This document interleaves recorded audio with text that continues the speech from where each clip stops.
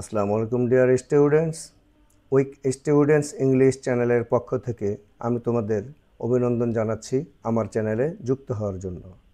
তোমরা এখনও আমার চ্যানেলটি যারা সাবস্ক্রাইব করোনি অতি দ্রুত সাবস্ক্রাইব করে নাও এবং পরবর্তী ভিডিও পাওয়ার জন্য বেল বাটনে ক্লিক করে নাও। আমি আজকের ভিডিওতে নবম দশম শ্রেণীর আইসিটি বিষয়ের একটি প্র্যাকটিক্যাল দেখাবো। প্র্যাকটিক্যালের বিষয় দেখো, টেবিল ও বিভিন্ন ইলাস্ট্রেশন, টেবিল বা সারণী যোগ করা, ছবি যোগ করা, ওয়ার্ড আর্ট যোগ করা, মার্জিন ঠিক করা, প্যারাগ্রাফের লাইন ব্যবধান নির্ধারণ করা, পৃষ্ঠার নম্বর দেয়া, বানান পরীক্ষণ ও সংশোধন। তাহলে চলো দেরি না করে শুরু করছি আজকের এই প্র্যাকটিক্যাল ক্লাস। প্রশ্নটি দেখতে পাচ্ছ, আমি আবার প্রশ্নটি পড়ছি।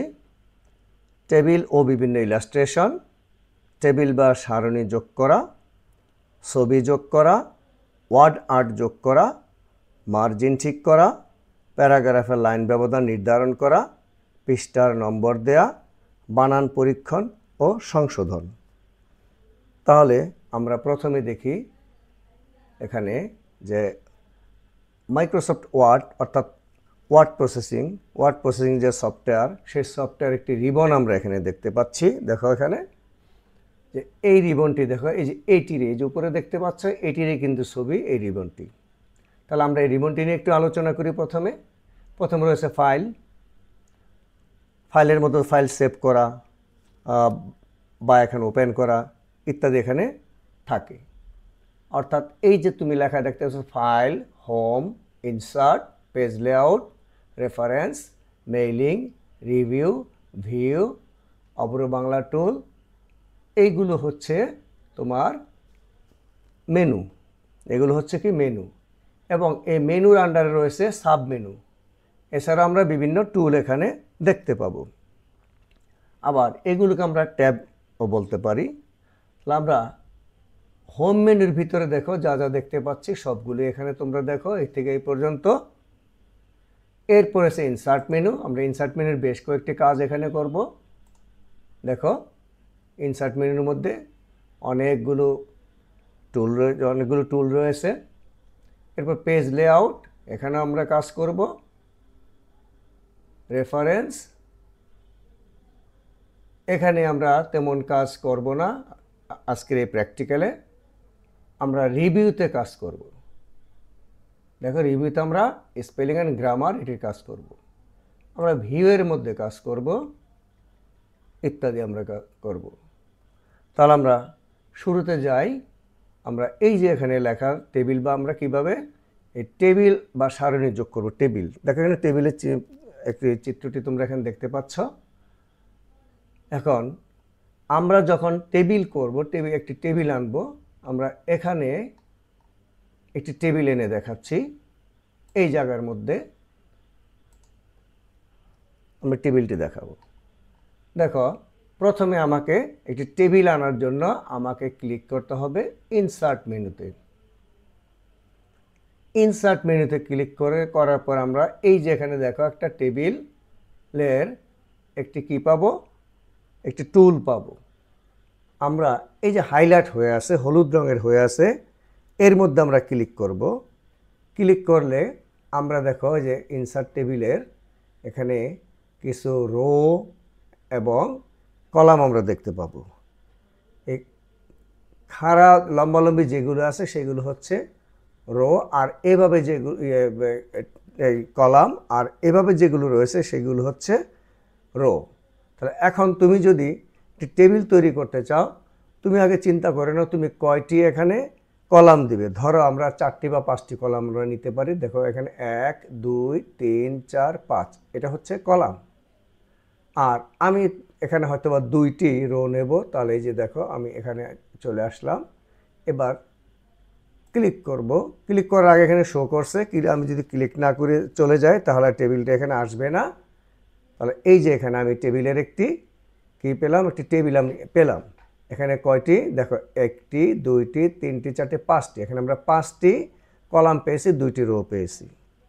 আমি আবার দেখানোর জন্য এটা আমি ডিলিট করতেছি। ডিলিট করার জন্য আমরা এখান থেকেও পারি, ওখানে আমরা এখান থেকেও পারি। আমরা এখানে দেখো রাইট বাটনে ক্লিক করে আমরা এই যে ডিলিট টেবিলে আমরা ক্লিক করব, তাহলে টেবিলটা ডিলিট হয়ে যাবে। দেখো ডিলিট হয়ে গেল। হ্যাঁ, আমি তোমাদের আবার দেখাচ্ছি, সেটি খেয়াল করো। প্রথমে আমরা ইনসার্ট মেনুতে ক্লিক করব। ইনসার্ট মেনুতে ক্লিক করার পরে এই যে এখানে টেবিলের যে একটি টুল দেখা যাচ্ছে, আমরা এই যে এখানে আমরা কার্সর দেখাও, মাউস পয়েন্টার নিলে এটি হাইলাইট হয়ে যায়, হলুদ রঙের হয়ে যায়। দেখো আমি এখানে সরাই, এটা হাইলাইট হলো, এখানে যায় এটা হাইলাইট হলো। এই যে এখানে আমি ক্লিক করলে তার এই যে একটি আসবে, টেবিলে একটু উইজার্ড আসবে। আমরা এখানে আমরা ধরো 4টা বা 5টা কলাম যদি নিয়ে দেখো, 1 2 3 4, এই যে 4টা, আমরা 4টা এখানে কলাম নিচ্ছি আর আমরা 2টা রো নিচ্ছি। তাহলে এই যে এখানে দেখো এই রো, তো এখানে আমরা যদি ক্লিক না করে চলে যাই তাহলে দেখো এখানে কিন্তু টেবিলটা এসেছিল, চলে গেছে। আমি তাহলে আবার যদি যাই, দেখো আবার এখানে কিন্তু টেবিলটি কিন্তু এখানে শো করছে। দেখো এখানে একটি এখানে রো দেখাচ্ছে। আমি যদি নিচে যাই তাহলে আরেকটি দেখাবে।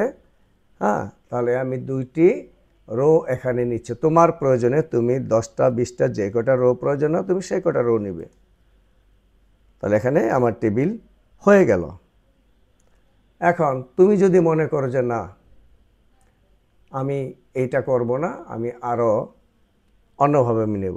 আর এখানে আমি আরেকটা জিনিস বলে নিই, যখন তুমি এখানে একটি ড্র করবে, দেখো টেবিল মাউস পয়েন্টার আমি অন্যদিকে নিয়ে গেলাম।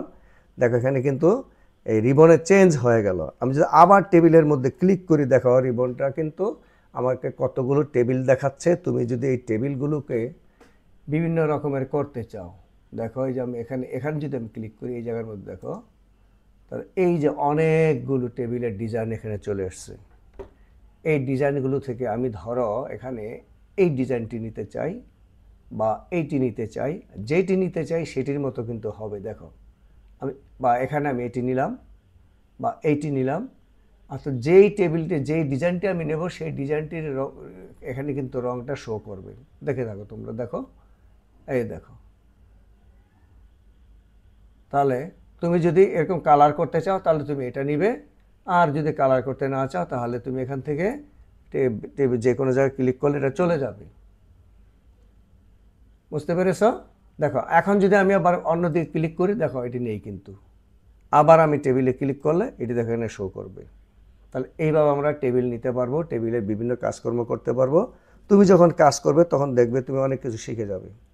তাহলে এখন আমরা এই টেবিলটা আরেকবার ডিলিট করে, দেখো অন্যদিকে আবার দেখাচ্ছি। আমি যে টেবিল ডিলিট করে দিলাম, এবার দেখো আমি এই ইনসার্ট মেনুতে ক্লিক করে এখানে আসলাম, কিন্তু দেখো এখানে দেখো কিছু লেখা আছে, ইনসার্ট টেবিল, ড্র টেবিল, বিভিন্ন লেখা আছে। আমি দেখো যেখানে যাই সেটার মতো কিন্তু একটু রং ধারণ করে কিন্তু। তাহলে এই যে দেখো আমি ইনসার্ট টেবিলে ক্লিক করে কি পাচ্ছি, আমি এই যে এরকম একটা উইজার্ড পাচ্ছি। এখান থেকে তুমি কতগুলো কলাম নিবে, তুমি এখানে যে দেখো আপ অ্যারো, এই যে আপ অ্যারোতে ক্লিক করলে দেখো বাড়ছে। হ্যাঁ, বাড়ছে কিন্তু। আর ডাউন অ্যারোতে ক্লিক করো তাহলে কিন্তু কমছে। এটা হলো নাম্বার অফ কলাম। আবার এখানে নাম্বার অফ রো, আমি এখানে কলাম রাখবো 4টে, তাহলে আমি 4টে এখানে নিয়ে নিচ্ছি। দেখো যে আমি 4 লিখলাম। আর নাম্বার অফ রো দেখো আপ অ্যারোতে বাড়বে, কতগুলো রো তুমি নিবে, আর ডাউন অ্যারোতে কমবে। আমি আপাতত 2টাই নিচ্ছি, দেখো যে 2টা। এবার আমি যদি ওকে দিই, দেখো টেবিল তৈরি হয়ে গেল। তাহলে এইভাবে তোমরা টেবিল যোগ করতে পারবে এবং তুমি বিভিন্ন ডিজাইনের করে তোমার ইচ্ছে মতো নিতে পারবে। এবারে আমি তোমাদের পরবর্তী যে এটি রয়েছে, একটি ডকুমেন্টের মধ্যে ছবি তুমি যোগ করতে চাচ্ছ, অর্থাৎ তুমি যে কাজ করেছো চাচ্ছ যে এখানে আমার একটি ছবি প্রয়োজন, তাহলে সেই ছবিটা তুমি যোগ করবে। দেখো আমি এখানে এই ছবি, তোমরা বেশ কিছু ছবি কিন্তু এখানে দেখতে পাচ্ছ, সবগুলো কিন্তু আমি এবার যোগ করেছি। এগুলো আমি ডাউনলোড করে তারপরে রেখে দিয়েছি আমার নির্দিষ্ট ড্রাইভে, সেখান থেকে আমি এগুলো যোগ করেছি। এটি যোগ করেছি, এটি করেছি, এটি করেছি। দেখুন যেহেতু আমার ছবি যোগ করা, এখানে এটা টপিকটি রয়েছে, আমি এখানে এটি দেখাবো। তাহলে এই দেখো ছবিটি ছিল, আমি এটা এখন ডিলিট করে দেব। আচ্ছা, ডিলিট করার জন্য তুমি রাইট বাটনে ক্লিক করে ডিলিট করে দিতে পারো, অথবা তুমি এই ক্লিক করে তাহলে তোমার ডিলিট, কিবোর্ডে যে ডিলিট একটি বাটন আছে সেখানে চাপ দিলে ডিলিট হয়ে যাবে। দেখো তোমার ছবি এখন ডিলিট হয়ে গেল, কিন্তু এখন তুমি নতুন করে একটি ছবি আনতে চাচ্ছ। তুমি যে কোনো ছবি এখানে আনতে পারো, অর্থাৎ তোমার প্রয়োজন অনুযায়ী ছবি আনতে পারো। এখন আমি যেহেতু তোমাদের ছবি যুক্ত করা দেখাবো, তাহলে এটার সাথে সম্পৃক্ত যেইটা রয়েছে সেইটি আমি দেখাবো। আমি আগেই কিন্তু ছবি যুক্ত করে রেখেছি, আমি আগেই ডাউনলোড করে নিয়েছি ছবি। এখন সেই ছবি আমি কোথায় রেখেছি সেই ড্রাইভ থেকে আমাকে আনতে হবে। তাহলে কিভাবে আনবো দেখো, প্রথমে আমি এই যে দেখো মাউস পয়েন্টার আমি এখানে রেখেছি, দেখো কার্সর আমি এখানেও রাখতে পারি, যেখানে খুশি আমি সেখানে রাখতে পারি, মাঝেও রাখতে পারি, যেখানে খুশি সেখানে আমি আমার যেই ডকুমেন্টে যুক্ত করব সেই ডকুমেন্টে আমি রাখবো। রেখে এবার আমি ইনসার্টে ক্লিক করলাম। ইনসার্টে ক্লিক করার পরে এবার এখানে পিকচার নামে একটি টুল আছে। তুমি এই যেখানে টেবিল টুল পেয়েছিলে তার ডান পাশে দেখো পিকচার টুল আছে, তুমি পিকচারে ক্লিক করবে। ক্লিক করলে দেখো এই যে এখানে তোমার একটা তুমি বিভিন্ন ড্রাইভের যে কাজকর্ম করেছো সেটা রেখেছো বা কাজ করবে যেগুলোর মধ্যে সেটা দেখাবে। এখানে আমার এই 4টি ড্রাইভ রয়েছে, সি ডি ই এফ। আমি এফ ড্রাইভের ভিতরে ছবি রেখেছি, দেখো এটা দেখো। তাহলে এটাকে আমি ডাবল ক্লিক করব।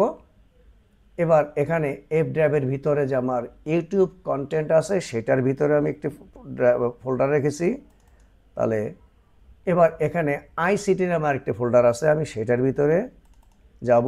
এবার এখানে আমার ইমেজের ভিতরে আমি ছবিগুলো রেখেছি, দেখো এই ছবিগুলো। আমি এটি তোমাদেরকে আরও একবার দেখাচ্ছি, তোমরা খেয়াল করো। প্রথমে আমরা যাব কোথায়, এই যে দেখো দিস পিসি। এই দিস পিসির আন্ডারে আমার 4টি ড্রাইভ রয়েছে, লোকাল ডিস্ক, এরপরে বিভিন্ন নামে রয়েছে। এখানে যে মুহিত এফ ড্রাইভ, এটির নাম রেখেছি আমি মুহিত। এইটির ভিতরে আমার ছবি আছে, এইটির ভিতরে যে ফোল্ডার, সেই ফোল্ডারের মধ্যে হচ্ছে ইউটিউব নামে একটা ফোল্ডার, সেটার ভিতরে আইসিটি নামক আরেকটি ফোল্ডার রয়েছে, সেটারও ভিতরে ইমেজ নামে যে ফোল্ডারটি রয়েছে এখানে আমি ছবি রেখেছি। তাহলে এখান থেকে আমি যে ছবি নেব সেইটি এখন দেখো তোমরা, এই ছবিটি আমি এখানে নেব, এই ছবিটি। তাহলে আমি ইনসার্ট করলাম, দেখো ছবিটি কিন্তু এখন চলে আসছে। যে আমি মাঝখানে রাখার ফলে কি হয়েছে দেখো, আমার দুই পাশ খালি হয়ে গেছে। যেই লাইনে কার্সর রেখেছিলাম সেখান থেকে ছবি এসছে আর উপরের লাইন উপরে চলে গেছে। কিন্তু এইটিকে আমি কিভাবে করব দেখো, আমি এইটিকে করব কি, এটার উপরে ডান বাটন ক্লিক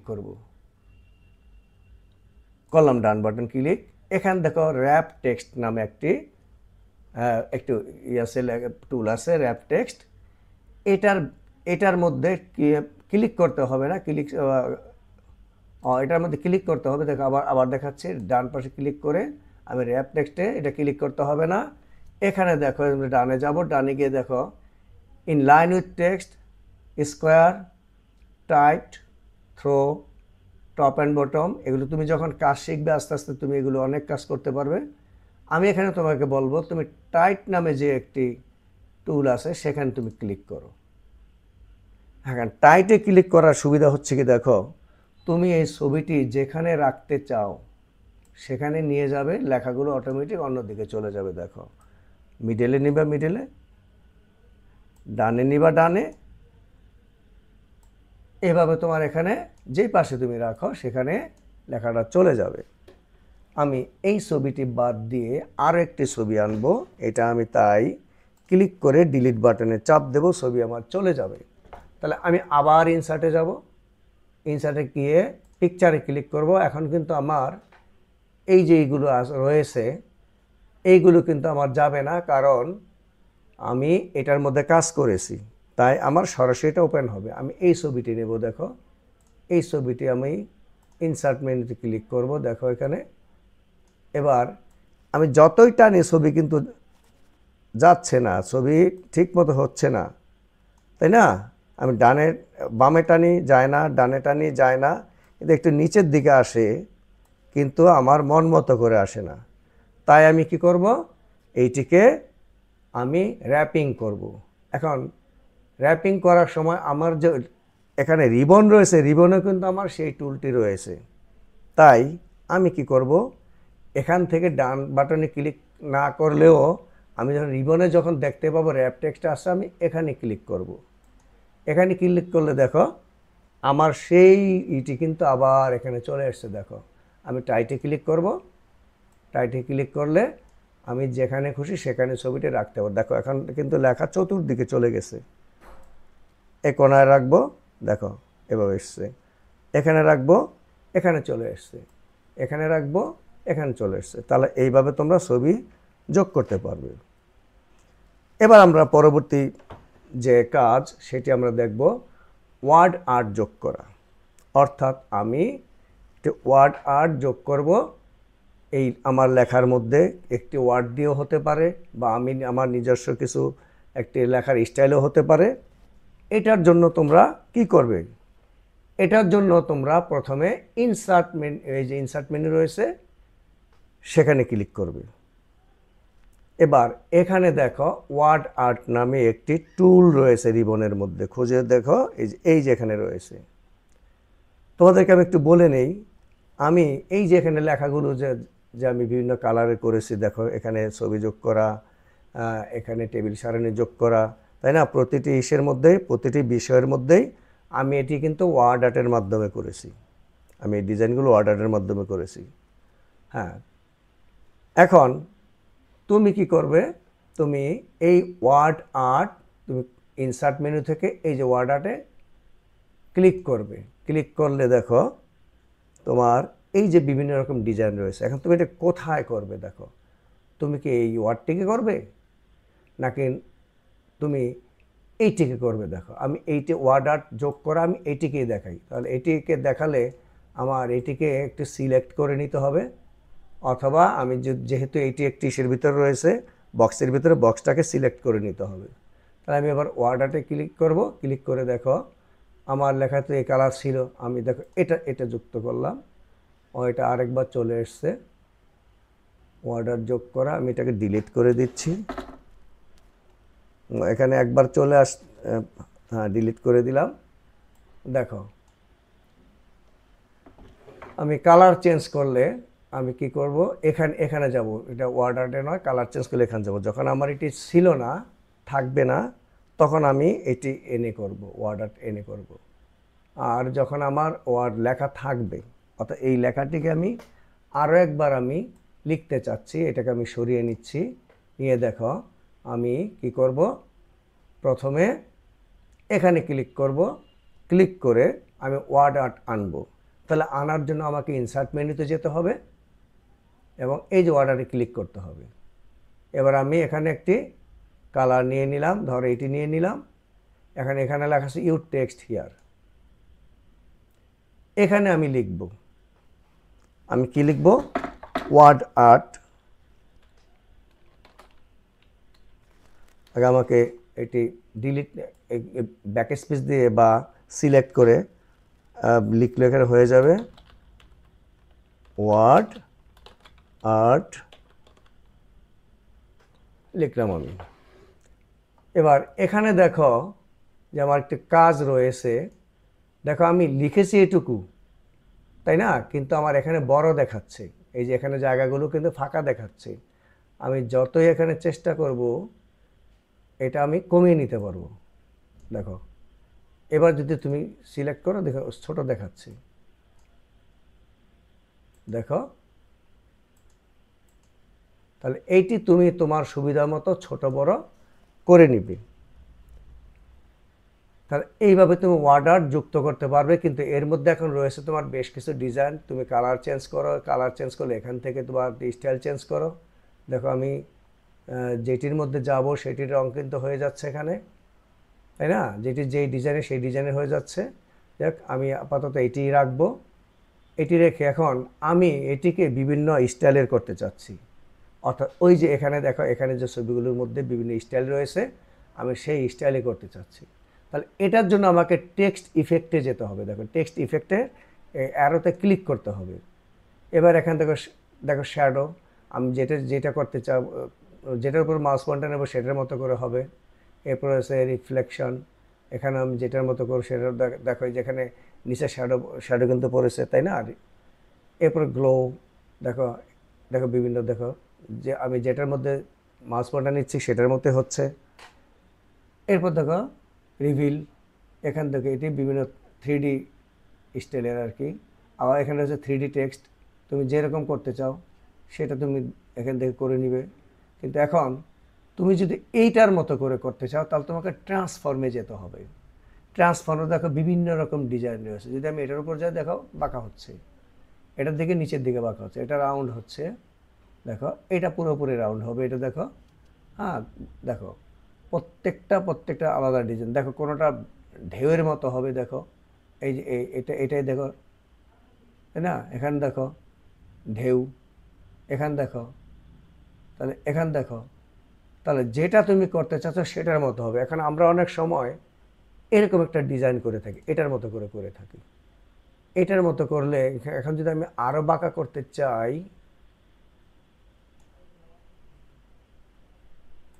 এবার একটু কমিয়ে দিচ্ছি, দেখো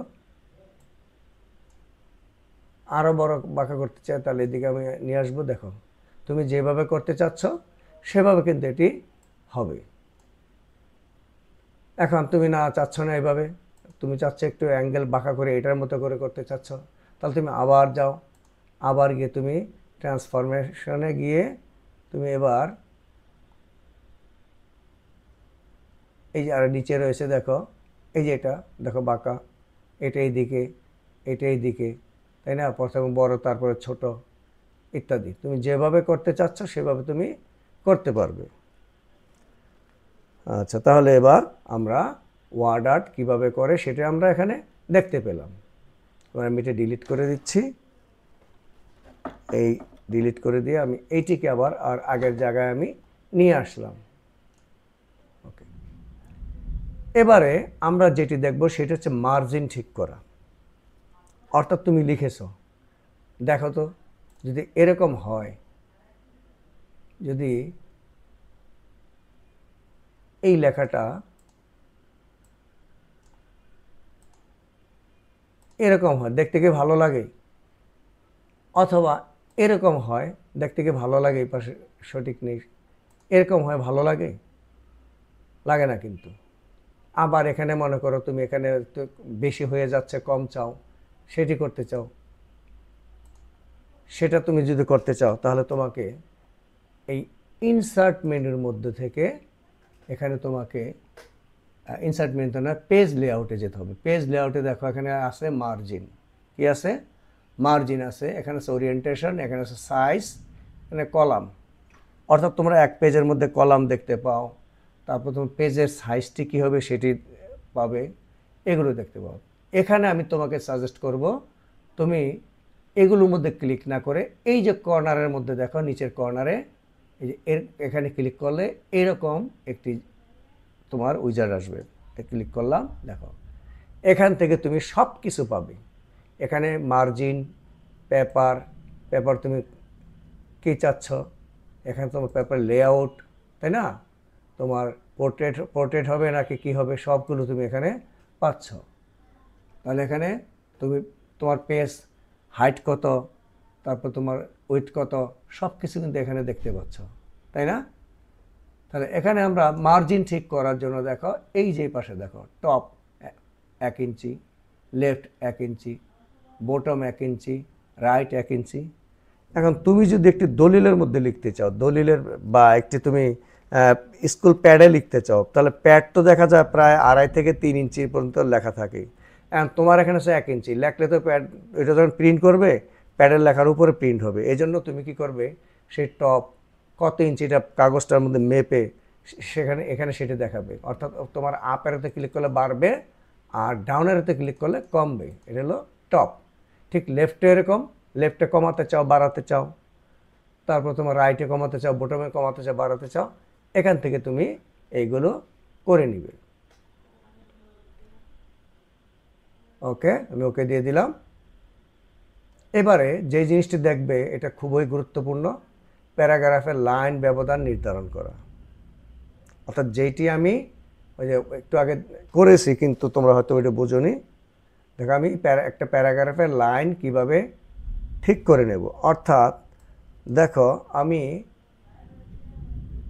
এই যে এই এইটি একটি প্যারা শেষ হয়েছে, বা আমি এটার মধ্যে দেখাচ্ছি একটি প্যারা শেষ হয়েছে। আমার হাইলাইট কিন্তু দেখো একটু বেশি করেছে, বেশি, কিন্তু বেশি হয়েছে। কেন হয়েছে জানো? তুমি এখানে চেয়ে দেখো, এখানে আমার 10 পয়েন্ট দেওয়া আছে। আমি যদি এখানে ক্লিক করি, দেখো কমে গেল, কিন্তু আরও কমে গেল, তাই না?